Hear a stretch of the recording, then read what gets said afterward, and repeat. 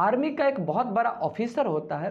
वो अपनी पत्नी के साथ में एक पार्क में घूमने जाता है। जब वो पार्क में घूमने जाता है, रात्रि के लगभग 11-12 बज रहे थे। उसी समय उस पार्क में कुछ पुलिस वाले आते हैं। ये दोनों बैठ के आपस में कुछ प्यार की बातें कर रहे थे।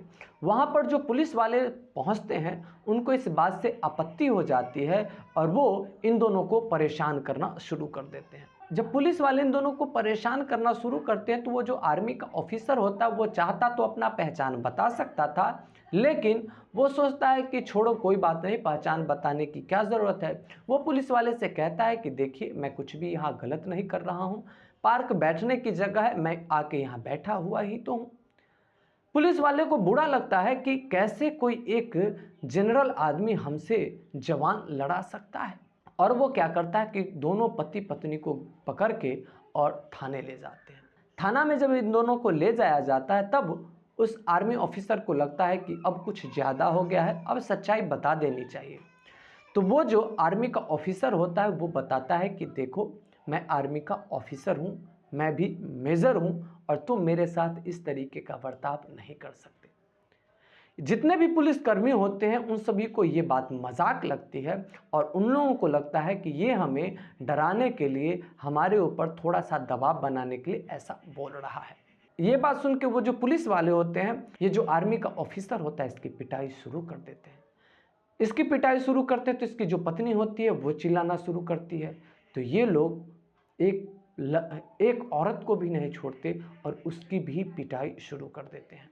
उस आर्मी की ऑफिसर की और उस आर्मी ऑफिसर की पत्नी की उस थाने में उस रात बड़ी ही बेरहमी से पिटाई की जाती है। और उनका जुर्म सिर्फ इतना था, ये दोनों पार्क में बैठकर आपस में प्यार की कुछ बातें कर रहे थे, और दूसरा उनका सबसे बड़ा जुर्म ये था कि पुलिस के बातों का उन्होंने जवाब दिया था, और पुलिस से उन लोगों ने कहा था कि इस तरीके से डिस्टर्ब करने का आपका कोई अधिकार नहीं बनता। उन लोगों ने पुलिस को जवाब दिया था। यही वहाँ की पुलिस को नागवार गुजर गई थी, और बस इसी गलती के लिए इतनी बड़ी सज़ा उन दोनों आर्मी ऑफिसर पति पत्नी को दी जा रही थी। वो जो आर्मी ऑफिसर होता है, उसको हवालात में बंद कर दिया जाता है, और आर्मी ऑफिसर की जो पत्नी होती है, इसको बहुत ही भद्दी भद्दी गालियाँ दी जाती है। इतनी गालियाँ दी जाती है और आर्मी ऑफिसर की इतनी पिटाई की जाती है कि आर्मी ऑफिसर को लगता है कि अब मेरा चुप रहना ही अच्छा है, क्योंकि ये लोग कुछ भी कर सकते हैं।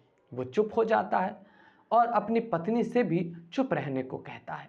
अब तक रात के लगभग 2 बज चुके थे, और ये जो आर्मी होता है उसको तो हवालात में बंद कर ही दिया जाता है, और उसकी पत्नी से कहा जाता है कि तुम अगर बैठना चाहती हो तो बाहर बैठो। सारे लोग सोने जाने लगते हैं और आपस में बात करते हैं। सुबह में इसकी सारी हेखरी निकाल कर और फिर इसे जेल भेज दिया जाएगा। पुलिस वाले आपस में ऐसी बातें करते हैं, और सारे पुलिस वाले जो ड्यूटी पर होते हैं वो भी इधर उधर बैठ के सोने की कोशिश करने लगते हैं। थानेदार जो होता है अपने आराम रूम में चला जाता है, आराम कक्ष में चला जाता है। अब इधर ये जो मेजर होता है, वो अपनी पत्नी को इशारे से बुलाता है। वो कहता है अपनी पत्नी से, तुम आर्मी ऑफिस में ऑनलाइन कंप्लेन करो। जिस समय की ये घटना थी, उस समय ज़्यादा मोबाइल का प्रचलन नहीं था, लेकिन चूंकि ये मेजर था इसलिए इसके पास उस तरीके का एडवांस टेक्नोलॉजी था, और इसकी जो पत्नी थी उसने चुपके से रिकॉर्डिंग कर लिया था जो भी उस थाने में किया गया था, और उस मेजर की पत्नी ने आर्मी में ऑनलाइन कंप्लेन डाल दिया और वो वीडियो सेंड कर दिया गया। ये लगभग 2 से 2:30 बजे के बीच में उन्होंने ऑनलाइन कंप्लेन डाला था, और इन दोनों को इतनी उम्मीद नहीं थी कि आर्मी इतनी जल्दी इस पर एक्शन लेगी, और आर्मी बहुत जल्दी ही इसमें एक्शन में आ गई, और तुरंत वहाँ के डीएम को इन्फॉर्म किया गया। डीएम को कहा गया कि ऐसी ऐसी घटना है, ये वीडियो मेरे पास आई है, या तो आप इस पर बहुत जल्दी ईमानदारी से एक्शन लो, या फिर हम लोग एक्शन लेने को तैयार हैं। ये बात जो ही वहाँ का डीएम को पता चलती है, उसके हाथ पांव फूल जाते हैं। इधर दरोगा सोया हुआ था, और वैसे उसे तो रात में ये भी लग रहा था कि ये कोई सामान्य आदमी है, इसको मैं ऐसे डराऊंगा धमकाऊंगा तो हो सकता है सुबह तक कुछ पैसे लेकर आएगा और उसके बाद इसको छोड़ दूंगा। और नहीं तो फिर इसको जेल भेज दिया जाएगा।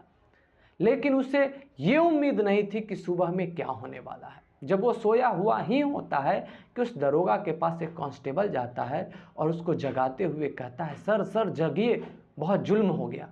वो जो दरोगा होता है पूछता है क्या हो गया।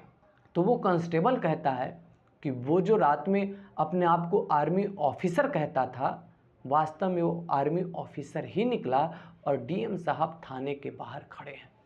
ये बस सुनना था कि उस दरोगा के पैर के नीचे की जमीन खिसक गई और उसकी सिट्टी बिट्टी गुम हो गई। वो डरते डराते बाहर आया। ज्यों ही वो बाहर आता है तो वो देखता है कि वहाँ पर सिर्फ एक डीएम ही नहीं, डीएम के साथ 2-3 गाड़ियाँ आर्मी की पहुँच चुकी थी और अगल बगल से लाखों लोग वहाँ पर इकट्ठे हो गए थे।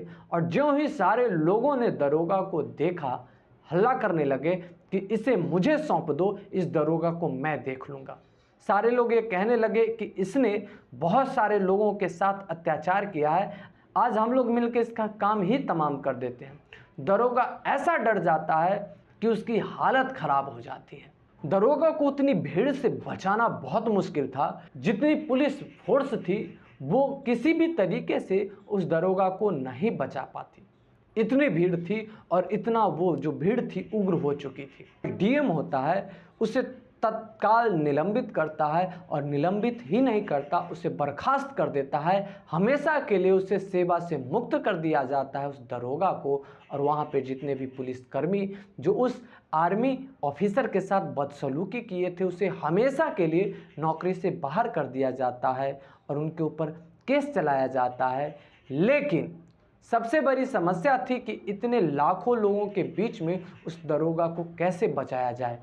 तब ये जिम्मेवारी वहाँ का जो मेजर जिसको पूरी रात पिटाई की जाती है वही आता है और लोगों से कहता है इसने जो भी गलती की है इसको कानून अपने तरीके से सज़ा दे देगी, इसकी नौकरी चली गई है और आप लोग शांति बनाए रखें।